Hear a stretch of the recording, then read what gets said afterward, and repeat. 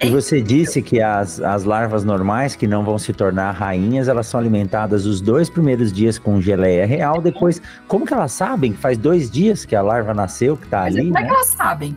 É uma pergunta, como é que elas sabem? Acho que pelo desenvolvimento da larva ali, tamanho, talvez elas entendam isso, porque você está sempre colocando ovo, sempre tem ovo novo e abelha saindo. É muito incrível. E elas, olha outra coisa incrível que eu também acho.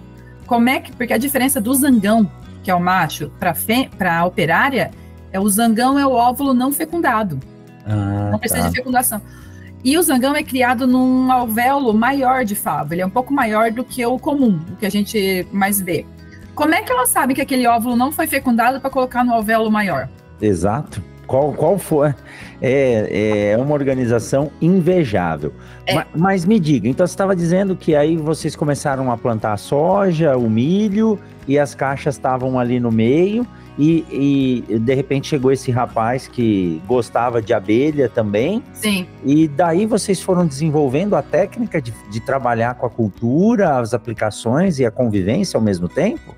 Foi no dia a dia observando, foi na observação mesmo, foi observando. Meu pai e meu tio observando, esse cara daí, e a gente percebeu que na época da florada da soja, aumentava a produção de mel. Porque daí esse cara falou assim, olha, não é só uma flor que produz mel, existem várias durante o ano. Então a gente vai olhando ali quais são as épocas que tem mel, então vai se fazendo manejo.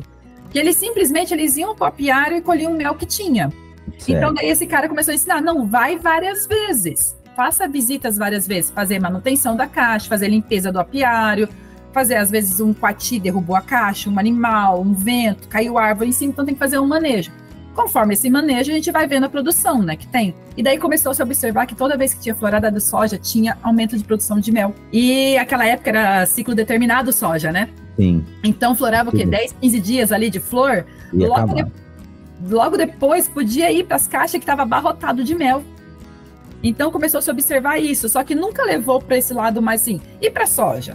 A gente pensava nas abelhas, né? Que a abelha é fácil. Aí chegava lá, abria, tava cheio de mel. Então aí a gente começou a ver isso, que toda vez que florava o soja, acabava a floração, poderia ir que tinha mel. E foi, mas como era tudo muito interno aqui, era aplicações internas, então era fácil a gente controlar, porque era nós mesmos que fazia. Então, daí ele falava, olha, gente, só toma cuidado. O meu tio tomava cuidado, meu pai tomava cuidado. Em volta da casa, a gente já tinha um certo cuidado, porque a gente tem abelha sem ferrão também, tem jataí, tem outras abelhas aqui, que acabam entrando na caixa de apis, e a gente, pra que jogar fora a bichinha? Não faz nada, só faz bem, faz mel. Então, a gente cuida. E começando, na década de 90, a gente aumentou nossa produção de mel.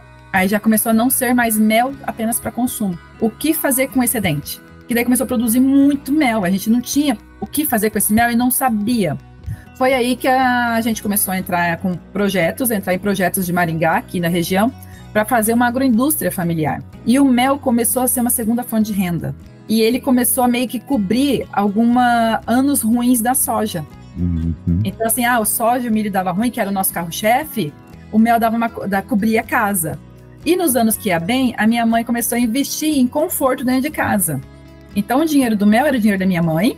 Então, já deu uma coisa aí para a mãe fazer, para ela que fazia todo o controle disso aí do mel, e o conforto da casa. Então, assim, muitas coisas aqui dentro de casa foram compradas que, soja não dá, tá meio apertado, tá fazendo investimento. Minha mãe ia lá e comprava com o dinheiro do mel. Coisas simples até, TV, aquecedor solar, móveis planejados da casa, então tudo foi com o dinheiro do mel. Então, isso aí começou a ser uma renda importante para nós, como pequena propriedade familiar. Diversificou, né? Diversificou pra caramba, então ajudou muito. Minha mãe fala que muitas coisas... Eu lembro que meu primeiro computador foi o mel que comprou. Pelo que você contou, a região, né, provavelmente deve ter mata, então já tem uma aptidão. Se a família de vocês fazia isso, as outras também. Primeiro pela necessidade do açúcar, né? Então, depois que você começa a aumentar, o excedente deve ser comercializado. E aí vira uma fonte de renda, né? E depois da década de 70 também, teve com a geada, muitas famílias foram embora daqui, né? Aquele êxodo rural bem grande.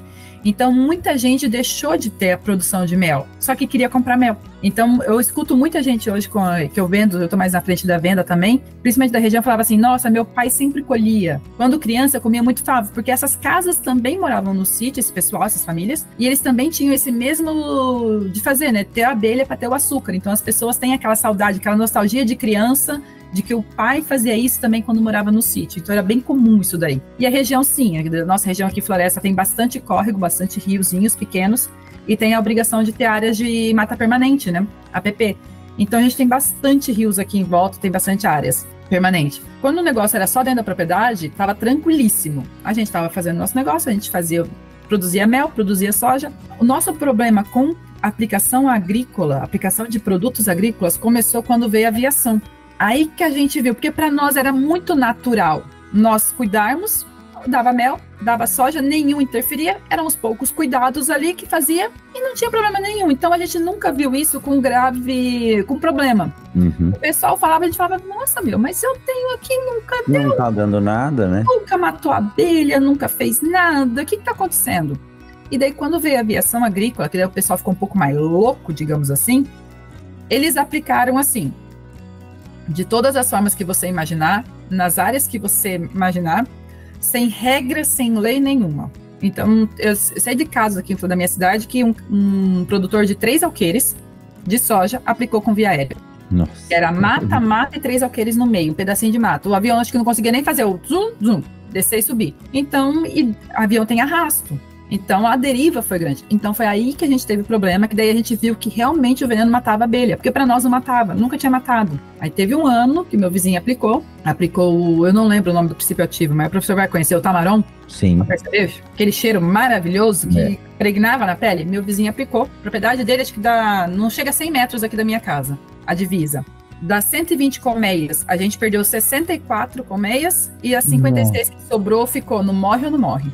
No dia da aplicação, ninguém ficava dentro dessa casa, porque o cheiro veio aqui dentro de casa. E ele meio que bloqueou, não sei o que acontece, ele bloqueou dentro da casa, mas ficou assim, insustentável aqui. Ficar aqui dentro, abrir janela, ligar ventilador, para ver se o cheiro saía. Então, se aqui, que a gente tá a 100 metros, veio, imagina no mato que tava na divisa. Aí foi que começou nossas brigas. Nossa briga começou aí. A gente não quer parar, porque a gente também usava Tamaron, só que no trator de arrasto, e nunca teve problema. Então, por que tem que usar assim? Aí que a gente vai ver que existia uma lei de aviação, uma lei de aplicação, toda a forma correta, e começou nossas brigas para correr atrás disso. Fala, gente, soja e abelha convive, a gente tá aqui, ó, desde 78, 75, quando entrou a soja aqui na nossa região, estamos convivendo, por que não convive?